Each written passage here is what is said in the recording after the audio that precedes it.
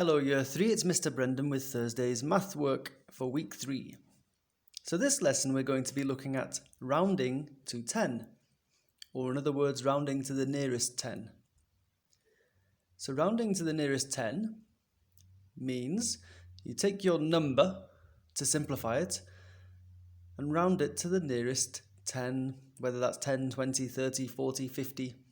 But by 10 they mean a number that ends in 0, like 10, 20, here they have 40, 50, 80, 90. They're the 10s. So they've given us some number cards at the top here. And your first task is to organize your numbers by putting them into groups. For example, all the numbers closest to 10 they've put here. And all the numbers closest to 20 they've put here. Now remember this key fact. 2-digit numbers which end in 5 are rounded up to the next 10. Anything less than 5 is rounded down to the previous 10. Okay, for example, let's look at this.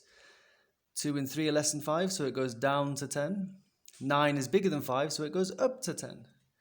6, 5 and 19 all go up to 20. So let's carry on using that same method of rounding these numbers here to the closest 10, whether that's 40 or 50. So 36, that's above 5, isn't it? So it would go up to 40. 41, that's less than 5, so it would go down to 40. Carry on with the rest of the numbers. Now then do the same for the next set of numbers, and then at the bottom you choose which 10. There's no guidance like closer to 80 or closer to 90. You choose which 10 you think these numbers are closest to. Take your time with this and remember the golden rule, which is here. If it's higher than 5 it goes up, less than 5 it rounds down.